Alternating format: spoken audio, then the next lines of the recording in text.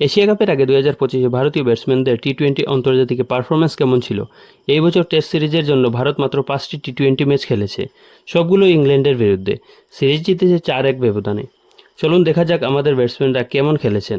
অভিষেক শর্মা 5টি ইনিংসে 279 রান করেছেন, যার মধ্যে ছিল একটি সেঞ্চুরি আর একটি হাফ সেঞ্চুরি।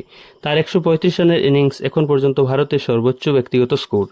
219 স্ট্রাইক রেটে ব্যাট করে তিনি এখন বিশ্বের নাম্বার 1 টি-20 আন্তর্জাতিক ব্যাটসম্যান। তিলক বর্মা 133 রান করেছেন, স্ট্রাইক রেট ছিল 131।